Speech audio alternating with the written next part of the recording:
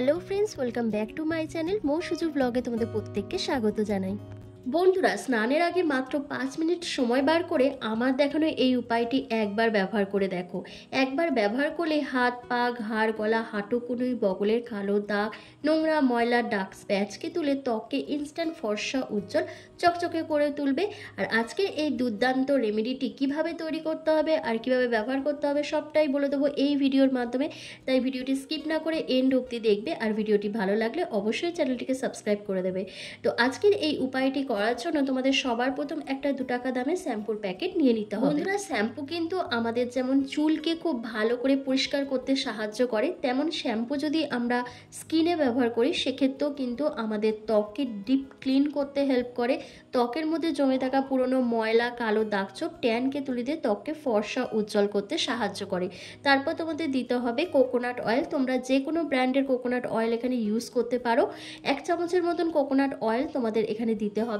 আর তারপর দিতে হবে তোমাদের কস্তুরি হলুদ গুঁড়ো অথবা রান্নার হলুদ গুঁড়ো, অথবা তোমাদের কাছে যদি অর্গানিক হলুদ গুঁড়ো থাকে সেটা তোমাদের এখানে 1/2 চামচের মতন দিয়ে দিতে হবে। হলুদ গুঁড়ো আমাদের ত্বকের রঙকে কিন্তু ফর্সা করতে ভীষণভাবে সাহায্য করে। নিয়মিত যদি আমরা ত্বকের যত্নে হলুদ গুঁড়ো ব্যবহার করতে পারি তাহলে দেখব আমরা ধীরে ধীরে আমাদের স্কিন টোনটা অনেকটা লাইটেন ব্রাইটেন হয়ে যাচ্ছে এবং আমাদের ত্বকের মধ্যে যেসব ইনফেকশনগুলো হয় সেই ইনফেকশনগুলো কিন্তু আর হচ্ছে না। কারণ হলুদে থাকা অ্যান্টিব্যাকটেরিয়াল প্রপার্টিস আমাদের ত্বক থেকে যে কোনো রকমের ইনফেকশনকে দূর করতে সাহায্য করে। এরপর পাতিলেবুর রস দিয়ে দিতে হবে। পাতিলেবুর রস দিয়ে প্রত্যেকটা উপাদানকে একসাথে খুব ভালো করে মিশিয়ে নিতে হবে। মিশিয়ে নেওয়ার পর তোমাদের এখানে দিতে হবে চাল গুঁড়ো।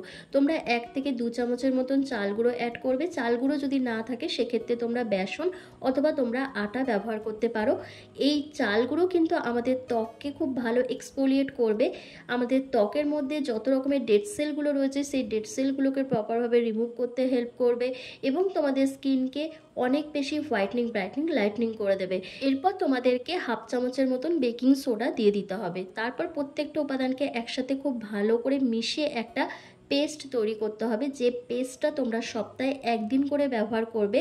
আর 5 মিনিট সময় বার করে যদি ব্যবহার করো তাহলে তোমাদের হাত, পা, ঘাড়, গলা, হাঁটুকুনি, বগলের কালো দাগ, ডার্ক স্প্যাচ, নোংরা, ময়লা, কালো কড়া, জেদির দাগকে তুলে ত্বককে ফর্সা, উজ্জ্বল করতে পারবে। আর এই রেমেডিটা কিন্তু শুধুমাত্র হাতে, পায়ে, ঘাড়ে, পিঠেই তোমরা অ্যাপ্লাই করতে পারবে। এটা কিন্তু মুখের জন্য একদমই নয়। তো দেখো, সবকটা উপাদানকে খুব ভালো করে মিশিয়ে নিয়ে কিন্তু আমার একটা স্মুথ পেস্ট তৈরি হয়ে গেছে। এবার এটাকে কিভাবে অ্যাপ্লাই করতে হবে তোমাদেরকে বলে দিচ্ছি। বন্ধুরা, প্রচণ্ড তাপের কারণে কিন্তু খুব সহজেই আমাদের শরীরে ট্যান পড়ে যাচ্ছে। আর এই ট্যান দূর করার জন্য কিন্তু আমরা হাজার হাজার টাকা খরচ করে পার্লারে গিয়ে পেডিকিউর, ম্যানিকিউর করে আসছি। তাতে টাকা তো খরচ হচ্ছে কিন্তু কোনো লাভ হচ্ছে। কিন্তু আজকের এই উপায়টি তোমাদের একটা দুর্দান্ত রেজাল্ট নিয়ে আসবে। দেখতেই পাচ্ছ আমার হাতের মধ্যে কিন্তু অনেকটা ট্যান পড়ে গেছে, ডার্ক স্প্যাচও কিন্তু আঙুলগুলোর মধ্যে চলে এসছে। তো কি করছি, আমি এই প্যাকটা রেডি করে আমি পুরো ওভারঅল হাতের মধ্যে খুব ভালো করে হাতের সাহায্যে অ্যাপ্লাই করে নিচ্ছি। দুটো হাতে খুব ভালো করে অ্যাপ্লাই করে নেবে। করে নেওয়ার পর তোমরা 5 থেকে 7 মিনিট মতন একটু ওয়েট করবে। 5-7 মিনিট লাগিয়ে রেখে দেবে। লাগিয়ে রাখার পর তারপর তোমরা জেন্টলি হালকা হাতে স্ক্রাব করবে।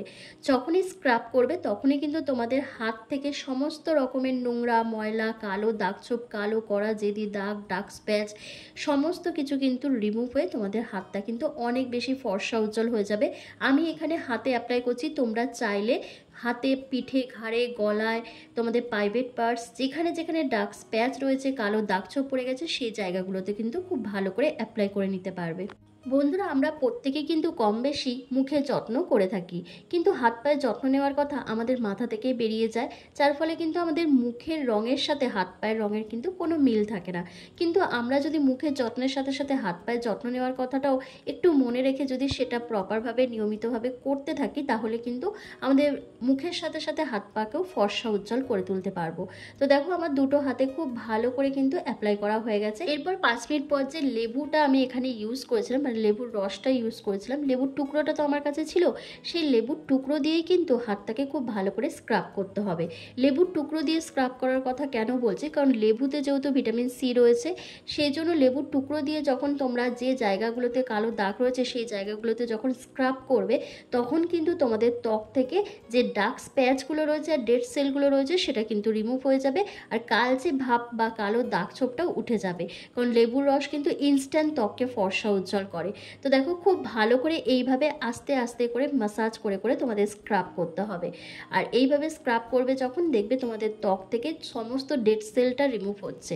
কারণ আমাদের ত্বকের মধ্যে কিন্তু অনেক মৃতকোষ জমতে থাকে, তো এইভাবে স্ক্রাব করলে কিন্তু সেই ডেড সেলগুলো কিন্তু রিমুভ হয়ে যায়। তো দেখো খুব ভালো করে স্ক্রাব করার পর আমি হাতটা ধুয়ে আসি। তোমরা নিজেরাই দেখবে আমার হাতটা কতটা ফর্সা উজ্জ্বল হয়ে গেছে আগের তুলনায়। হাতটা ধুয়ে আসার পর দেখতে পাচ্ছ হাতটা কতটা ফর্সা উজ্জ্বল লাগছে। হাতের মধ্যে যে ট্যানটা পড়েছিল সেই ট্যানটাও কিন্তু উঠে গেছে, তার সাথে আমার দেখবে যে আঙুলগুলোর মধ্যে যে ডার্ক স্প্যাচটা ছিল সেটাও কিন্তু রিমুভ হয়ে গেছে।